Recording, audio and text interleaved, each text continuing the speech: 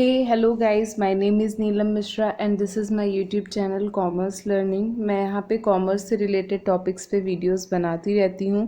मैंने कुछ video already बनाए हुए हैं तो आप उन्हें जाके चेकआउट करिए। अगर वो वीडियोस वो लेक्चर आपको अच्छे लगते हैं, समझ में आते हैं तो उन्हें लाइक कर दीजिएगा और अपने फ्रेंड्स में शेयर कर दीजिएगा और मेरे चैनल को सब्सक्राइब ज़रूर कर दीजिए।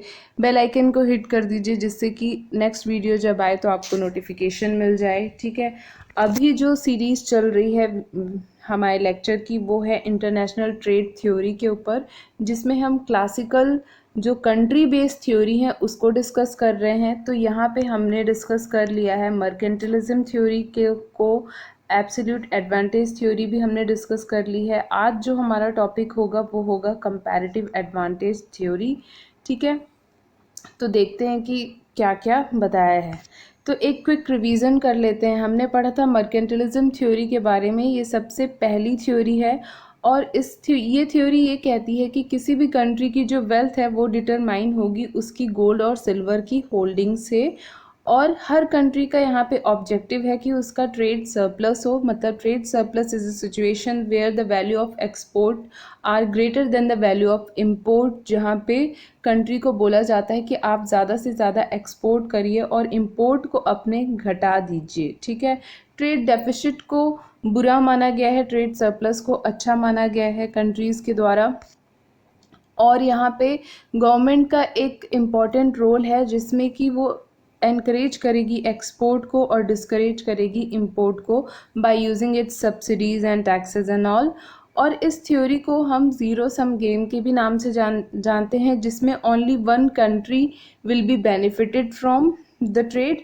यहाँ पे मतलब ये है कि इस थ्योरी का ये कहना है कि आपको ज़्यादा से ज़्यादा एक्सपोर्ट करना है। तो आप ये बताइए, जब सामने वाली कंट्री इंपोर्ट करेगी नहीं तो आप एक्सपोर्ट करोगे कैसे? ठीक है, अगर हर कंट्री ये मान के चलेगी कि हमें सिर्फ एक्सपोर्ट ही करना है तो इंपोर्ट कौन करेगा? ठीक है, इसलिए यहाँ पे ये कहा गया, ये क्रिटिसिज्म है इसका कि यहाँ पे सिर्फ एक ही कंट्री को फ़ायदा होगा और दूसरी कंट्री को अगर ट्रेड होता है तो उसमें उसे लॉस होगा। ठीक है, तो ये इसका सबसे बड़ा क्रिटिसिज्म था। अब इस क्रिटिसिज्म को दूर करने के लिए दूसरी थ्योरी आई हमारी, थ्योरी ऑफ एब्सोल्यूट एडवांटेज। ठीक है, जिसमें एडम स्मिथ ने ये कहा कि जो ये मर्केंटिलिज्म थ्योरी है ये इम्पॉसिबल है कि कोई भी कंट्री अचानक से रिच हो जाए अगर वो एक्सपोर्ट करेगी तो। ठीक है, और ये भी कहा कि गोल्ड और सिल्वर को ही हम क्यों ऐसा बेस माने किसी भी ट्रांजैक्शन के मीडियम ऑफ एक्सचेंज के लिए। ठीक है, और इन्होंने ये भी कहा कि मतलब जो भी कोई इंटरनेशनल ट्रेड होगा तो उसमें एक या दो कंट्री जो भी इन्वॉल्व होंगी उसमें किसी एक ही कंट्री को फ़ायदा क्यों हो, दोनों को क्यों ना हो। ठीक, तो इन्होंने ऐसा कहा कि इंटरनेशनल ट्रेड में दोनों ही कंट्री को फ़ायदा हो सकता है। वो कैसे? तो देखिए, इन्होंने ये कहा कि by whatever you can produce efficiently than others. इन्होंने ये कहा कि आप वो चीज़ें खरीद लीजिए, वो चीज़ें बाहर से मंगा लीजिए जो आप इफ़िशेंटली प्रोड्यूस नहीं कर सकते हैं, और वो चीज़ को बिल्ड करिए जो आप जिसमें आपका स्पेशलाइजेशन हो। ठीक है, जिसमें आप सक्षम हैं उसको बनाइए, और आप जिसमें सक्षम नहीं हैं जिसको प्रोड्यूस करने के लिए, तो वो आप बाहर से इंपोर्ट कर लीजिए। ठीक, अब यहाँ पे एक कंडीशन इन्होंने बताई कि जैसे मान लीजिए दो कंट्री है, यहाँ पे दी हुई है इंग्लैंड और पुर्तगाल। यहाँ पे इन्होंने ये बोला कि इंग्लैंड को फ़ायदा है क्लोथ बनाने में और पुर्तगाल को फ़ायदा है वाइन बनाने में। तो जिस कंट्री को जिस भी कमोडिटी को बनाने में फ़ायदा हो वो उसी का एक्सपोर्ट करेगी। ठीक है, इन्होंने ये कहा। अब यहाँ पे एक इस थ्योरी का ये क्रिटिसिज्म है कि अगर ऐसी कंडीशन आ जाती है जिसमें इन दो कंट्रीज़ में से एक कंट्री के पास मान लीजिए दोनों ही कमोडिटी में अगर एडवांटेज होगा, तब तो यहाँ पे ये थ्योरी फेल हो जाएगी। ठीक है, तब तो दूसरी कंट्री का रोल ही यहाँ पे ख़त्म हो जाता है। ठीक है, और इसका क्रिटिसिज्म ये है कि ये एज्यूम करती है कि जो ट्रेड होगा वो बाईलेटरल होगा, मींस दो कमोडिटी पे ही एक्सचेंज हो सकता है। जैसे मान लीजिए कोई ट्रेड है, अगर तीन कमोडिटी में अगर हमें ट्रेड करना होगा तो भी यहाँ पे ये थ्योरी फेल हो जाएगी। ठीक है, दो कंट्रीज़ के बीच में ट्रेड हो रहा है, अगर दो से ज़्यादा हो, मल्टीलेटरल ट्रेड होगा, तब क्या होगा, तब भी ये थ्योरी फेल होती है। ठीक है, तो अब इस क्रिटिसिज्म को दूर करने के लिए आई हमारी theory of comparative cost advantage. तो theory of comparative cost advantage जो है वो डेविड रिकार्डो के द्वारा दी गई 1815 में, और इन्होंने ये बताया कि explain how and why countries gain by trading. इन्होंने ये कहा कि कोई भी कंट्री जो इंटरनेशनल ट्रेड में इन्वॉल्व है, वो कंट्री कैसे कैसे गेन अर्न करेगी। ठीक है, इन्होंने ये कहा कि दोनों ही कंट्रीज़ को फ़ायदा हो सकता है। ठीक है, तो इनका कहना क्या था वो देखिए।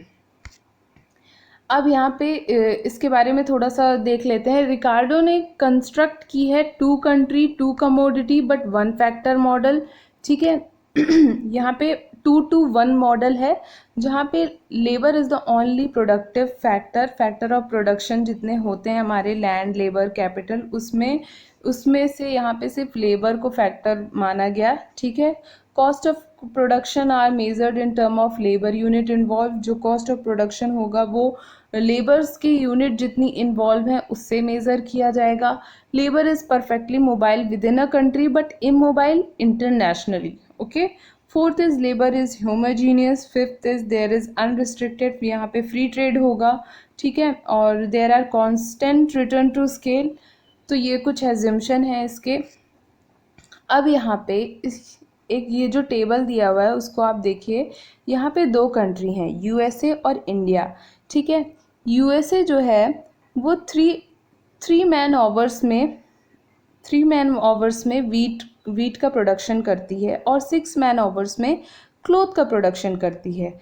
वहीं पे इंडिया जो है वो 12 मैन आवर्स में वीट का प्रोडक्शन करती है और 9 मैन आवर्स में क्लोथ का प्रोडक्शन करती है। ठीक है, तो यहाँ पे यूएसए जो है कंट्री, यहाँ पे वो दोनों ही कमोडिटी को बनाने में सक्षम है इंडिया के कंपैरिजन में। ठीक है, तो यहाँ पे ये सिचुएशन आ गई कि यूएसए जो है वो दोनों ही कमोडिटी को प्रोड्यूस कर सकती हो और दोनों ही कमोडिटी का एक्सपोर्ट कर सकती है। बट इंडिया इस ट्रेड में कैसे प्रॉफिट गेन करेगी वो रिकार्डो ने इस थ्योरी में समझाया है। ठीक है, तो ये देखेंगे।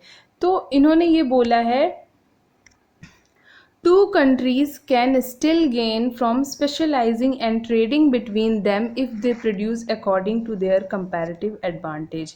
यहाँ पे इन्होंने ये समझाया कि स्पेशलाइजेशन के थ्रू, और अगर वो अपने कंपैरेटिव एडवांटेज के हिसाब से प्रोड्यूस करेंगे तो वो कंट्री प्रॉफिट अर्न कर सकती है। ठीक है, जैसे यहाँ पे क्या था, दोनों ही सिचुएशन में यूएसए को एडवांटेज था और इंडिया को डिसएडवांटेज था। ठीक है, तो ये थ्योरी ये कहती है कि एब्सोल्यूट डिसएडवांटेज तो इंडिया को दोनों ही चीज़ों में है। वीट में भी एब्सोल्यूट डिसएडवांटेज है और क्लोथ में भी एब्सोल्यूट डिसएडवांटेज है एज़ कंपेयर टू यूएसए।